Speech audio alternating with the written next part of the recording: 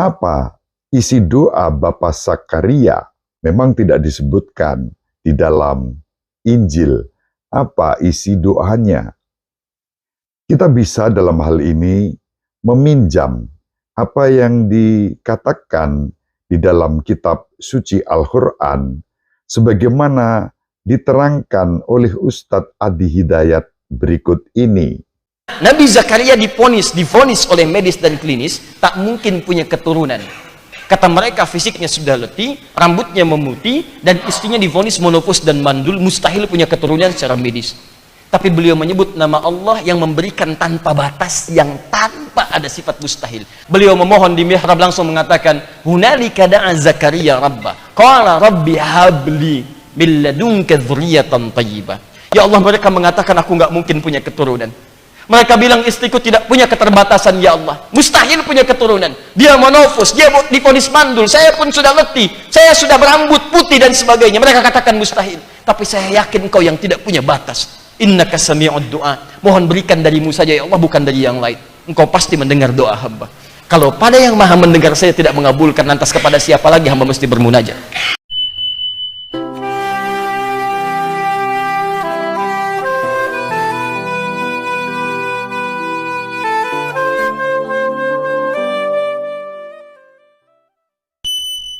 In nomine Patris et Filii et Spiritus Sancti. Amen. Dominus vobiscum. Sahabat peradaban kasih ekologis yang terkasih, semoga panjenengan selalu diberkati Tuhan. Salam sehat, tetap semangat tanpa sambat, dan selalu bahagia. Kebahagiaan yang bersumber dari Tuhan Allah kita. Persiapan kita menyambut Hari Raya Natal semakin dekat. Mari kita awali perjumpaan kita dengan bersatu di dalam doa. Allah Bapa yang Maha Pengasih dan Penyayang, Bapa semua orang, kami bersyukur kepadamu atas rahmat yang Kau curahkan kepada kami dalam hidup kami sehari-hari. Kami bersyukur atas perlindungan yang Kau anugerahkan kepada kami, terutama di hari-hari persiapan kami menyambut perayaan Natal, hari kelahiran Yesus Kristus Putramu sendiri, seturut kehendak-Mu, sudah semakin dekat. Semoga permenungan kami berdasarkan Injil pada hari ini membuat kami semakin dibuka wawasan kami, diteguhkan iman, harapan, dan kasih kami kepadamu, bahwa bagimu sungguh tidak ada yang mustahil, seperti tampak dalam pengalaman Bapak Zakaria dan Ibu Elisabeth, dengan kelahiran Yohanes Pembaptis yang mempersiapkan jalan bagi Kristus Putramu. Demikian juga kelahiran Yesus Kristus dari Santa Perawan Maria atas kuasa Roh Kudus yang merupakan rencana dan kehendak-Mu pun tidaklah mustahil karena Engkau sendirilah yang menghendakinya.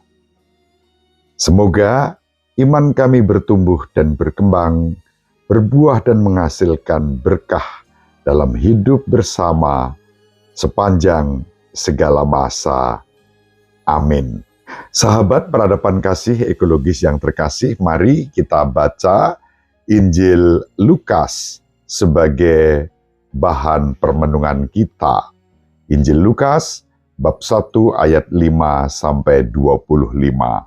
Di zaman Herodes Raja Yudea, hiduplah seorang imam yang bernama Zakaria dari kalangan Imam Abia. Istrinya juga berasal dari keturunan Harun, namanya Elisabeth. Keduanya hidup benar di hadapan Allah dan hidup menurut segala perintah dan ketetapan Tuhan dengan tidak bercacat, tetapi mereka tidak mempunyai anak, sebab Elisabet mandul dan keduanya telah lanjut usia. Sekali peristiwa, waktu tiba giliran kelompoknya, Zakaria melakukan tugas sebagai imam di hadapan Allah. Sebab ketika diundi, sebagaimana lazimnya untuk menentukan imam yang bertugas, dialah yang ditunjuk untuk masuk ke dalam bait Allah dan membakar ukupan di situ. Pada saat pembakaran ukupan itu, seluruh umat berkumpul di luar dan sembahyang. Maka tampaklah kepada Zakaria seorang malaikat Tuhan berdiri di sebelah kanan mezbah pembakaran ukupan. Melihat kejadian itu, Zakaria terkejut dan menjadi takut. Tetapi malaikat itu berkata kepadanya, "Jangan takut, hai Zakaria, sebab doamu telah dikabulkan. Elisabet, istrimu, akan melahirkan seorang anak laki-laki bagimu, dan haruslah engkau menamai dia Yohanes. Engkau akan bersukacita dan bergembira, bahkan orang banyak akan bersukacita atas kelahirannya, sebab ia akan besar di hadapan Tuhan, dan ia tidak akan minum anggur atau minuman keras. Ia akan penuh dengan Roh Kudus mulai dari rahim ibunya. Ia akan membuat banyak orang Israel berbalik kepada Tuhan Allah mereka, dan ia akan berjalan mendahului Tuhan dalam roh dan kuasa Elia untuk membuat hati para bapa berbalik kepada anak-anaknya, dan hati orang-orang durhaka kepada pikiran orang-orang benar. Dengan demikian, ia menyiapkan suatu umat yang layak bagi Tuhan." Lalu kata Zakaria kepada malaikat itu, "Bagaimanakah aku tahu bahwa hal ini akan terjadi? Sebab aku sudah tua, dan istriku pun sudah lanjut umurnya." Jawab malaikat itu kepadanya, "Akulah Gabriel yang melayani Allah. Aku telah diutus untuk berbicara dengan engkau dan untuk menyampaikan kabar baik ini kepadamu. Sesungguhnya engkau akan menjadi bisu dan tidak dapat berkata-kata sampai kepada hari semuanya ini terjadi. Karena engkau tidak percaya akan perkataanku yang pada waktunya akan terbukti kebenarannya." Sementara itu, orang banyak menanti-nantikan Zakaria. Mereka begitu heran bahwa ia begitu lama berada dalam bait suci. Ketika ia keluar dan tidak dapat berkata-kata kepada mereka, mengertilah mereka bahwa ia telah melihat suatu penglihatan di dalam bait suci. Lalu Zakaria memberi isyarat kepada mereka, sebab ia tetap bisu. Ketika selesai masa tugasnya, ia pulang ke rumah. Tak lama kemudian, mengandunglah Elisabet istrinya, dan selama 5 bulan ia tidak menampakkan diri. Katanya, "Inilah suatu perbuatan Tuhan bagiku. Sekarang ia berkenan menghapuskan aibku di depan orang." Demikianlah sabda Tuhan.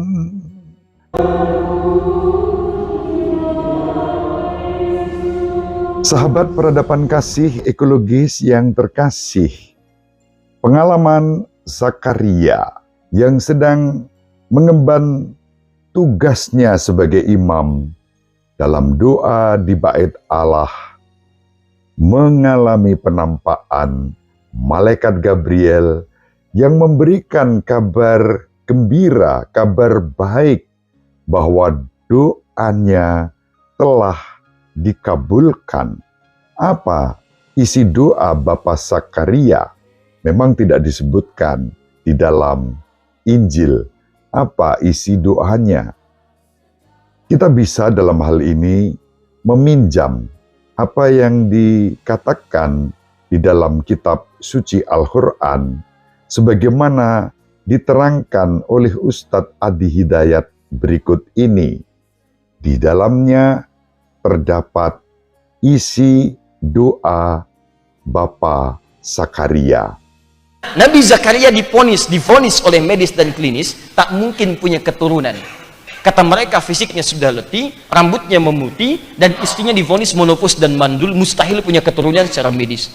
Tapi beliau menyebut nama Allah yang memberikan tanpa batas, yang tanpa ada sifat mustahil. Beliau memohon di mihrab langsung mengatakan, "Hunalika da'a Zakaria rabba, qala rabbi habli min ladunka dzurriyyatan thayyibah." Ya Allah, mereka mengatakan aku nggak mungkin punya keturunan. Mereka bilang istriku tidak punya keterbatasan, ya Allah. Mustahil punya keturunan. Dia monofus, dia divonis mandul, saya pun sudah letih, saya sudah berambut putih dan sebagainya. Mereka katakan mustahil. Tapi saya yakin engkau yang tidak punya batas. Innaka sami'ud du'a. Mohon berikan darimu saja ya Allah, bukan dari yang lain. Engkau pasti mendengar doa hamba. Kalau pada yang maha mendengar saya tidak mengabulkan, lantas kepada siapa lagi hamba mesti bermunajat? Nah, tahu apa yang terjadi? Begitu bermohon seperti itu, lihat ayat 39-nya, seketika langsung dikabulkan. Selesai doa, turun malaikat mengatakan, "Annallaha yubashshiruka bi Yahya." Allah kasih kabar gembira, Anda akan punya anak, bahkan namanya langsung dari Allah Yahya. Artinya hidup. Yang mustahil menurut manusia, lahir dari rahim seorang perempuan yang monofus dan mandul, bayi hidup, kata Allah, kamu panggil saya yang tidak punya batas, saya berikan yang mustahil menurut manusia. Sahabat peradaban kasih ekologis yang terkasih, di dalam Injil tidak disebutkan doa itu, tetapi langsung disampaikan bahwa di dalam Bait Allah itu, saat Bapak Zakaria sedang mempersiapkan diri, mempersembahkan ukupan, tentu itu dengan suatu doa, dan doanya ternyata adalah meminta agar dikaruniai keturunan. Itulah sebabnya di dalam Injil disebutkan malaikat berkata kepada Bapak Zakaria, "Jangan takut hai Zakaria, sebab doamu telah dikabulkan. Elisabet, istrimu, akan melahirkan seorang anak laki-laki bagimu, dan haruslah engkau menamai dia Yohanes." Sahabat peradaban kasih ekologis yang terkasih, dalam hal ini ada kesamaan antara yang diterangkan Ustadz Adi Hidayat mengacu pada kitab suci Al-Quran dan Injil kita. Injil menyebutkan nama anak itu adalah Yohanes. Ya, Yohanes dalam bahasa Arab digunakan kata Yahya. Dan ketika Bapak Zakaria berdoa di tempat istimewa, di Bait Allah saat membakar ukupan sebagai imam yang bertugas di mezbah Tuhan, doanya dikabulkan. Sahabat peradaban kasih ekologis yang terkasih, poin saya pada permenungan ini adalah apa yang dialami oleh Bapak Zakaria, selain dapat kita baca di dalam Injil, juga dapat kita temukan kisahnya di dalam kitab suci Al-Quran. Disinilah kita bisa membangun suatu dialog dalam semangat persaudaraan, termasuk dalam rangka menyambut Hari Raya Natal kelahiran Yesus. pengalaman Bapak Sakaria dan pengalaman Ibu Elizabeth, pengalaman ini menjadi pengalaman iman. Tidak ada yang mustahil bagi orang yang percaya Allah akan memberikan yang terbaik di dalam kehidupan kita, asal kita terus memohon dan berserah kepadanya, bahkan kita berseru kepadanya di tempat yang disucikan, di mezbah Tuhan. Lebih lanjut, sahabat peradaban kasih ekologis yang terkasih, kita bisa menempatkan kalau doa Bapak Sakaria dikabulkan dengan cara yang istimewa, dengan cara serupa pula, Allah menghendaki agar Yesus Kristus lahir dari rahim Santa Perawan Maria, bukan karena hawa nafsu seorang pria dan seorang wanita, tetapi karena kehendak Allah. Dalam kuasa Roh Kudus, Maria mengandung, melahirkan anak laki-laki yang namanya pun sudah ditentukan sama seperti yang dialami oleh Sakaria dan Elizabeth dengan anak laki-laki, nama yang sudah ditentukan, Yohanes. Peristiwa yang sama terjadi untuk Maria dengan cara yang berbeda. Maria mengandung bukan karena laki-laki, melainkan karena kuasa Roh Kudus untuk melahirkan Yesus. Kisah Injil hari ini dibacakan sebagai persiapan kita menyambut Natal. Nanti dalam kehidupannya, Yohanes mempersiapkan jalan bagi Yesus untuk karya pewartaan menghadirkan kerajaan Allah yang menyelamatkan semua orang. Mari kita belajar dari Bapak Sakaria, dari Ibu Elizabeth yang berserah kepada Allah. Tak ada yang mustahil kalau kita percaya pada kehendak-Nya. Yang terbaik dianugerahkan kepada kita. Ibu Maria selalu mendoakan kita, Bapak Yosef merestui kita dengan keheningannya.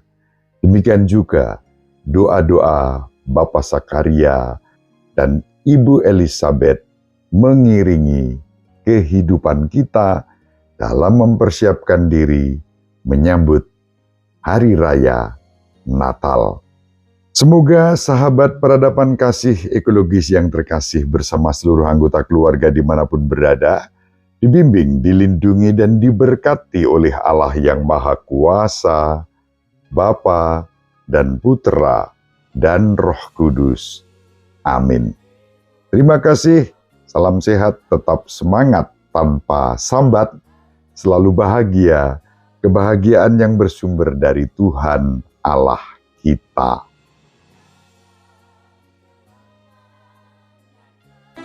Sahabat peradaban kasih yang terkasih, sampai jumpa pada episode berikutnya. Terima kasih atas kebersamaan kita. Salam peradaban kasih ekologis. Berkah dalam